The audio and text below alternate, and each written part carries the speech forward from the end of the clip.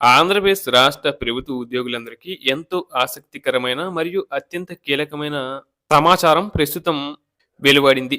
దీని ద్వారా ఉద్యోగులు దీర్ఘకాలంగా ఎదురుచూస్తున్న ప్రధాన డిమాండ్లపై ఒక సంచలన నిర్ణయం తీసుకున్నట్లు తెలుస్తుంది. రాష్ట్రంలోని లక్షలాది మంది ఉద్యోగుల జీవన ప్రమాణాలను ప్రభావితం చేసే పీఆర్సీ నియామకం మరియు దానికి అనుబంధంగా రావాల్సిన 30% మధ్యంతర భృతి విషయంలో చాలా ముఖ్యమైన అప్డేట్స్ ఇప్పుడు మన ముందుకు వచ్చాయి. ఈ అంశాల గురించి ప్రతి ఒక్క ఉద్యోగికి స్పష్టమైన అవగాహన కల్పించాలనే ఉద్దేశంతో ఈ మొత్తం వ్యవహారంలోని పూర్తి వివరాలను విశ్లేషిస్తున్నామండి. ఇక విషయంలోకి వెళితే ప్రభుత్వ ఉద్యోగులు ఎప్పటినుంచో కోరుచున్న న్యాయమైన డిమాండ్ల సాధనే ఏకైక లక్ష్యంగా ఈ పరిణామాలు చోటు చేసుకుంటున్నాయి. రాష్ట్రంలోని ఉద్యోగ సంఘాలు ఐక్య వేదిక అయిన ఏపీ జేఏసీ అమరావతి ఆధ్వర్యంలో వచ్చే నెల అనగా ఫిబ్రవరి 5వ తేదీన 4వ రాష్ట్ర మహాసభలను నిర్వహించ తలపెట్టనున్నారు. ఈ మహాసభల వెనుక ఉన్న ప్రధాన ఉద్దేశం మరియు భవిష్యత్తు కార్యాచరణ గురించి ఏపీ జేసీ అమరావతి రాష్ట్ర అధ్యక్షుడు బొప్పరాజు వెంకటేశ్వర్లు గారు చాలా స్పష్టమైన వివరణ అయితే ఇచ్చారండి. విజయవాడ నగరంలోని చారిత్రాత్మక తుమ్మలపల్లి కళాక్షేత్రం వేదికగా ఫిబ్రవరి 5వ తేదీన ఈ భారీ బహిరంగ సభ మరియు మహాసభలు జరగనున్నాయి. రాష్ట్ర ప్రభుత్వంపై ఒత్తిడి తీసుకువచ్చి ఉద్యోగులకు రావాల్సిన బకాయిలు మరియు కొత్త వేతన సవరణలను సాధించుకోవడమే ఈ మహాసభల ప్రాథమిక ఉద్దేశమని ఆయన పేర్కొన్నారు. సాధారణంగా ఏదైనా కొత్త ప్రభుత్వం అధికారంలోకి వచ్చిన వెంటనే ఉద్యోగుల సంక్షేమం కోసం త్వరగా కొత్త పీఆర్సీ నియామకానికి సంబంధించిన చర్యలు తీసుకుంటామని, అలాగే ఒక ఉన్నత స్థాయి కమిటీని ఏర్పాటు చేస్తామని హామీలు ఇస్తుంటారు.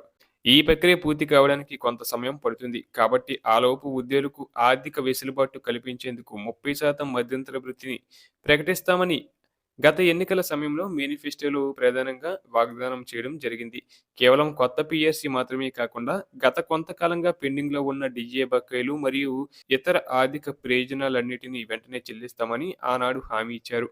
అయితే ప్రభుత్వం అధికారంలోకి వచ్చి ఇన్ని నెలలు గడుస్తున్నా ఆ హామీలు ఇంకా పూర్తి స్థాయిలో అమలు కాలేదని ఉద్యోగ సంఘాలు ఆందోళన వ్యక్తం చేస్తున్నాయి.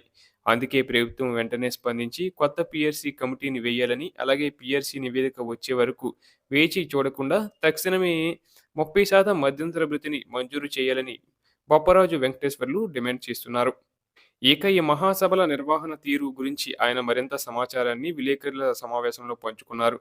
ఫిబ్రవరి 5వ తేదీన ఉదయం విజయవాడ నగరంలో ఉద్యోగులందరితో కలిసి భారీ ర్యాలీ నిర్వహించనున్నట్లు తెలిపారు. ఈ ర్యాలీలు ఉద్యోగుల ఐక్యతను చాటి చెబుతాయని, అనంతరం ఉదయం 10 గంటలకు మొలపల్లి కళాక్షేత్రంలో భారీ బహిరంగ సభ ప్రారంభమవుతుందని వివరించారు.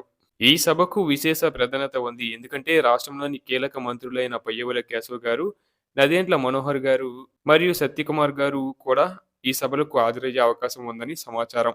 ప్రభుత్వ పెద్దల సమక్షంలోనే ఉద్యోగుల సమస్యలను నేరుగా విన్నవించేందుకు ఈ వేదికను ఉపయోగించుకోనున్నారు.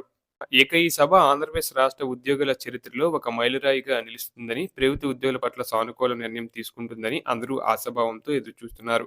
కాబట్టి ఉద్యోగులందరూ తమ హక్కుల సాధన కోసం ఐకమత్యంతో కదిలి రావాలని, ఈ మహాసభలను జయప్రదం చేయాలని బొప్పరాజు వెంకటేశ్వర్లు మరోసారి విజ్ఞప్తి చేశారు. ప్రభుత్వం త్వరలోనే సానుకూల ప్రకటన చేస్తుందని, తద్వారా ఉద్యోగుల కుటుంబాల్లో ఆర్థిక స్థిరత్వం వస్తుందని ఆశిద్దాం.